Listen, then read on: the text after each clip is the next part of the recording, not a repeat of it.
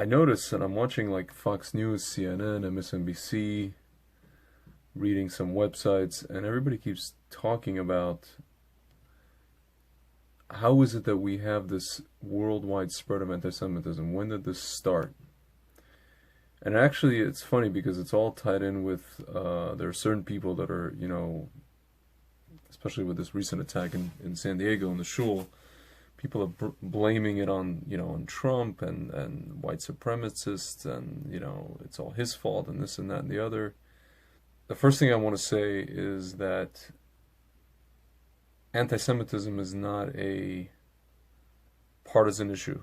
You guys know anything about Jewish history, anything about the history of, so to speak, Jew hatred? We are hated in contradictions. We're hated because we're capitalists, we're hated, and we're socialists simultaneously. We're hated because we're trying to assimilate. We're hated because we're trying to getify ourselves.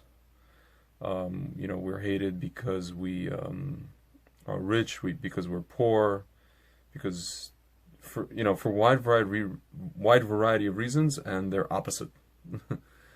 This isn't your garden variety racism, anti-Semitism. And so you can only conclude from that we can be hated by somebody on the left wing side and somebody on the right wing side of the political spectrum. I'll tell you guys, in this particular case, whatever's happening right now in the world, both with the right wing and the left wing, did not start with Donald Trump. Movements don't start overnight. Some, very few do. They don't last very long. The movements that stick are the ones that happen over, long periods of time. If you guys remember with, like for example, with Hitler, I'm going to use the prime example. You're talking about a guy who started his thing in, the early 20s. The ideology he probably came up with in the late, teens, about 100 years ago, started his kind of rhetoric in the early 20s, and you're talking like 15 years after that, he was finally able to execute his, whatever it is that he wanted to do, unfortunately. I have a friend who's from Ireland, a non-Jew. He's a lover of the Jewish people and of Israel. He just told me one sentence. We were having a discussion about this, about the cartoon that was drawn, and he's like, man, the West is just imploding. And then I wanted to make a whole commentary as to why, but I didn't get into it. But he's right, the West is imploding, and it's not. It didn't happen overnight. It didn't happen with the election of Donald Trump. It happened.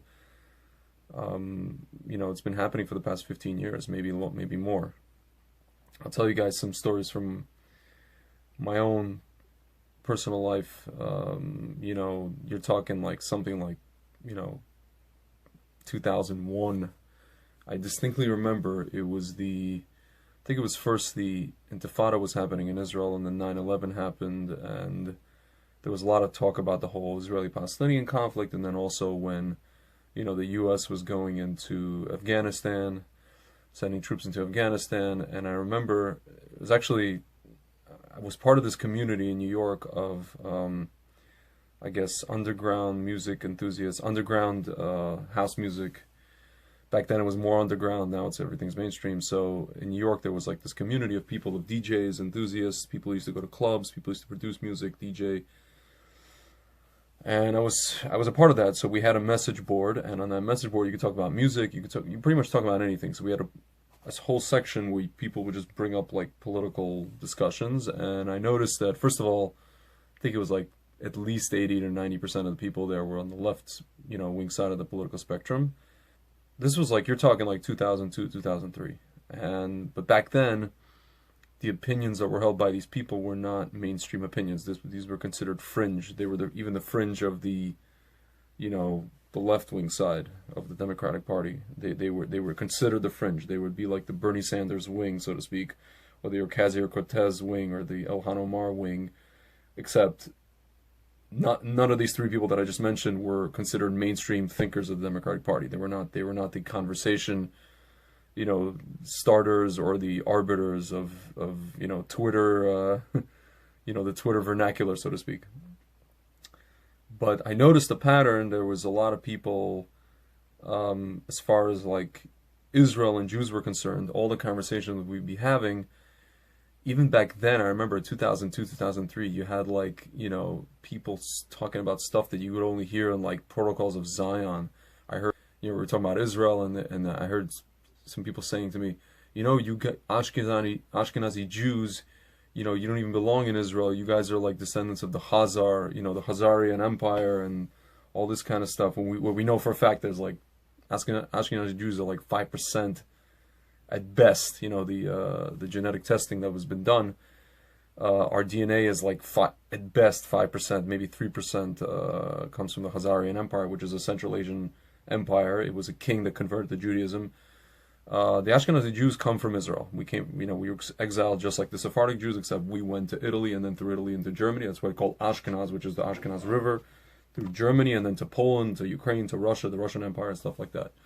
And then you had Sephardic Jews who went to, North Africa, Iraq. That's what some of them they call Mizrahim, which are the Eastern Jews, Iraq, Iran, Syria, and so forth. I heard people saying all kinds of stuff, like stuff that you heard in like the Protocols of Zion. I heard people, and then I heard people talking about Israel, typical stuff that's, popular today. Talking about, Palestinians experiencing a genocide. If you look at what's going on in Israel today with Arabs, the population explosion, if Israel's committing genocide, this is the least, we're pretty bad at it. Let's put it that way. If we are even trying to do that, which we're not, we'd be the least successful, genociders on the face of the earth.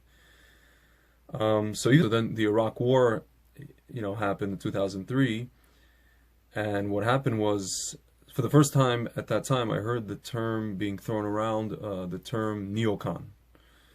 So if you guys don't know what neocon is, it basically means neoconservative. It was a group of people. They were in the Bush administration at the time, and these were guys, most of them are Jewish, not all of them, but most of them. These were people who were, let's say in the 70s and 80s, they were Democrats, they were left-wing, and then during Reagan's time, they became essentially Reagan Democrats. They were Democrats who voted for Reagan, and then over time, they kind of realized what was going on with, Israel, the Middle East, vis-a-vis America, vis-a-vis Israel, and they formulated a new foreign policy. And these were still, I think, a lot of them were Democrats, but for some reason, they were recruited into the, George W. Bush's administration. George W. Bush he had this whole thing, he was running against Al Gore, and he wanted to dispel the notion that Republicans were these, like, heartless, people who only cared about the bottom line and, capitals in the economy. So, they created this thing called compassionate conservatism. It's like, I mean, at the time I remember I was like 20 years old. I'm like, what does that even mean? I don't understand. So what happened was George W. Bush, he recruited all these guys who were former Democrats, most of them Jews, and these were the neocons. These were the people who would formulate the new foreign policy, and most of them were Jews. The leader of these guys, some of you guys might remember, his name was Paul Wolfowitz. And so I remember, like, he was a Jewish guy, obviously, and I remember when U.S. went into the Iraq War, I remember I was on this message board, and all these people were just railing about the Jewish neocons, these pro-Israel, everything's for Israel, the whole thing is run by Israel, and oil, and this, and that, and the other. Stuff, if it was said in the open today, would be just like, this is stuff that you hear Ilhan Omar tweeting out, but, nobody talks about it, and that's the thing. It goes back to what I originally said, that no one talks about. People only talk about the right-wing stuff. They don't talk about the left-wing stuff, or even the Islamist stuff, let's say that.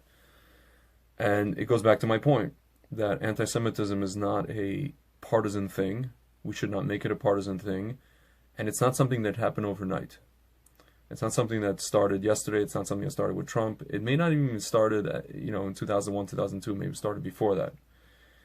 And for those of you who have been asleep for the past, I don't know how many, 10, 15 years, just go on any college campus today. Go on any college campus today. You will see anti-Israel stuff. You will see anti-Jewish stuff. And it's not coming from the right wing. It's coming from the left wing. It's coming from organizations like Students for Justice in Palestine. It's coming from, Islamic student associations, which are affiliated with the organization called CARE around the country, the Council of American Islamic Relations. And, this stuff, It did not happen overnight. And so that's my first point.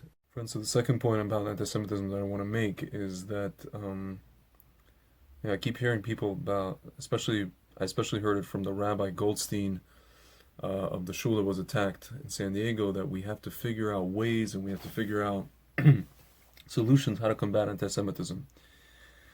I'm here to tell you that you are not going to succeed at that, because in order to succeed at it, or rather, in order to even so much as understand what anti-Semitism actually is, you have to understand the spiritual aspect of it. You have to understand that, as I said at the beginning of this video, that it's not a garden variety hatred. On top of that, it's not even something that you can logically explain. It's something ethereal and metaphysical. It spans two generations. You have the two brothers, Isaac and Ishmael. Ishmael and his mother Hagar being banned from the home of Abraham. And then, generation further down, you have Yaakov and Esav, the twin brothers, and Esav selling his birthright. So there's actually a law, there's actually a halacha. It's a midrash, it's an allegorical story that says Esav sonei Yaakov. Esav will always hate Jacob until the coming of Mashiach, until Esav, and Kabbalah actually talks about until Esav can actually do what's called a tikkun, until he can get his retrieve his birthright and so to speak, do the rectification, if you will. He will always hate Jacob, and it will always be irrational. We have a situation now where, if you look at something like the Palestinian national movement, if you look at the history of it, starting with Hajj Amin al-Husseini, the Imam and the Mufti of Jerusalem, who was friends with Hitler and was friends with all the people, all of his associates. We have Ishmael, essentially, who now learned from his son-in-law. His son-in-law, meaning Esav, is actually Ishmael's son-in-law. Esav ended up marrying one of Ishmael's daughters, Basmat, I believe she was. And so now you have a situation where Ishmael, who's technically supposed to be the story goes that he's supposed to embrace the Jewish people. The Arabs are supposed to embrace the Jewish people in the coming of Moshiach, so to speak. But until that time, he will be allied. They will be allied together, Ishmael and Esav. And you could see that clearly if you look at Europe right now. What's happening in Europe with the European left wing merging with Islamism. At best, they're just afraid to say anything. Anytime there's an attack from an Islamist terrorist, the left wing, both actually in Europe and the United States, they're afraid to say anything. They're afraid to speak up. You have somebody like Ilhan Omar, as I mentioned, Rashida Tlaib. Anytime they send out a tweet or any kind of, anytime they say anything or anything they've said in the past, their own party's afraid to call them out on it. People who claim to be in the Democratic Party, who claim to be pro-Israel and pro-Jewish, are afraid to call out the people who are anti-Jewish. You hear people talking about we have to fight anti-Semitism, stop anti-Semitism, this, that. I'm here to tell you, I'm sorry to tell you, it's not going to happen. If you look at the history of anti-Semitism, it's happened it's either, any society you look at, it's either out in the open, or it's either people who are, I guess subtle or kind of more a little nuanced anti-Semites, and it goes in waves. There's waves of sometimes you have just people, Jews being persecuted depending on the country they're in, and other times, Jews feel safe and they feel secure. And in fact, you look at the history of like a place like Germany back in the 1800s, 1700s with the emancipation. You look at places like Poland with the Council of the Four Nations, Poland, Russia, Lithuania. You look at even Spain. Spain was, the Jews at some point thrived in Spain. Same thing with Portugal. You look at places like North Africa, Iraq. There was a lot of places where the Jews at some points in history felt very, very safe. They were thriving. They had a lot of economic success, financial success. They had a lot of power. Right. So right now, for example, The past, however many years, the Jews have had a lot of influence in the United States government, also in European governments, but especially the U.S. government. And I always tell people, the minute you see the Jews becoming very, very powerful and getting up in high positions of power in any government, that's when you should start being really, really concerned. I remember when in the year 2000, when Al Gore almost got elected, we almost had a Jewish vice president. We came this close to having a Jewish vice president. And even back then, I was like, that might not be such a good idea. And then and then Bush got elected, and then you had all these, even within his cabinet, you had all these, like as I mentioned, the neocons and all these, what they called the neocons, and all these Jewish guys in his cabinet. And I remember hearing all this stuff from these, at the time they were fringe, as I mentioned, the fringe people on these message boards, and I was like, man, this is not good. This is not a good thing. You always have Jews in positions of power and in advisory positions. It goes all the way back to Egypt, when Yosef was the second in command to the Pharaoh. He was the vizier, and he led Egypt to prosperity and all that kind of stuff. Now we have a guy running for president on the Democratic side, Bernie Sanders, who's not exactly, the most pro-Israel guy, the most, Jewishly connected, so to speak, spiritually. But even so, people are like, people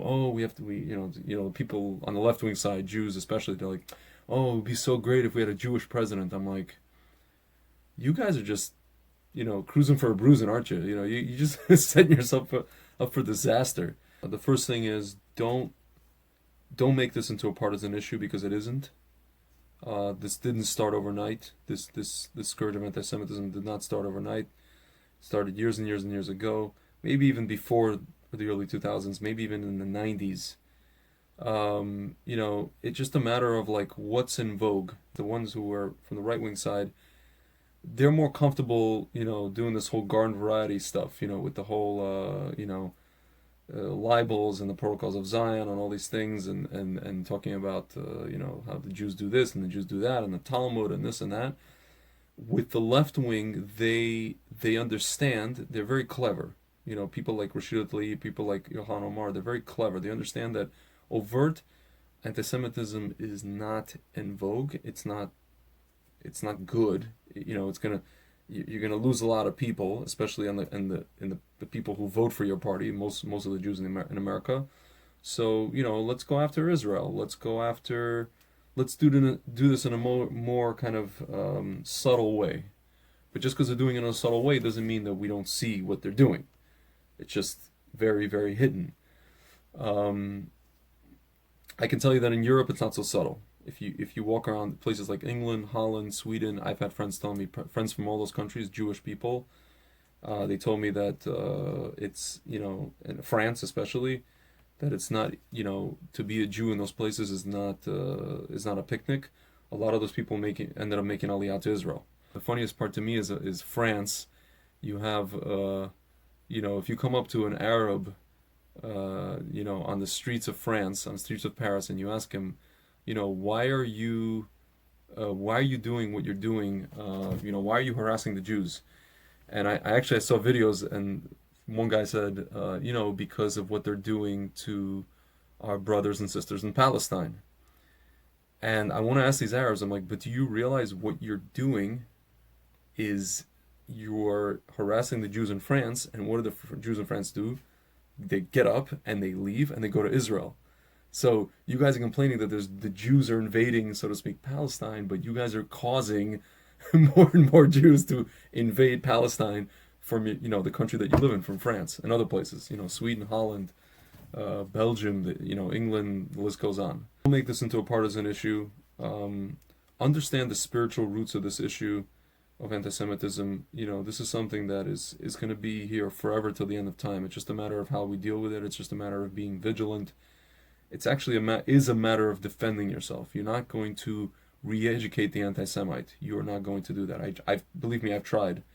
Twitter, Facebook. You talk to people, these random people. There's a wave of these people, and it's almost like talking to a group of zombies. And there's so many of them. You're not going to re-educate them. You're not going to change their minds. If they are going to change their minds, they're going to do it on their own. People like Ayan Hirsi Ali who grew up in Somalia. You guys should read an article, by the way. It was written. I forgot who it was written by, but you should Google it. It's called "The Two Somalians." It talks about Ayan Hirsi Ali versus Ilhan Omar. They come from the same place. They learn the same ideology, but one hates the Jews and one is a lover of the Jewish people in Israel. So but you're not going to re-educate people about the Jews and what we actually are versus what's written about us in some publications published by cronies of the Russian Tsar, and is the most widely publicized book in the Arab world to this day.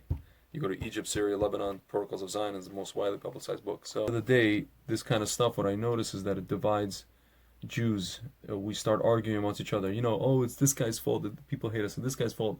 At the end of the day, people hate us. People hate us on the left wing, on the right wing. Not everybody hates us, but left wing, right wing, it doesn't really matter. And it didn't start yesterday. It didn't start with Trump, believe me. Trump is also not the cause of the right wing, but that's a whole other conversation. He's a lover of the Jewish people of Israel. You can't deny this. This is undeniable fact. It definitely didn't start with him. It started years and years ago, and it transcends. It's something that transcends anything we can understand, and it's actually from God. It's actually from Hashem. It's to remind us who we are, and I hope we remember who we are. And if we don't, the anti-Semite will always remind us. Night, guys.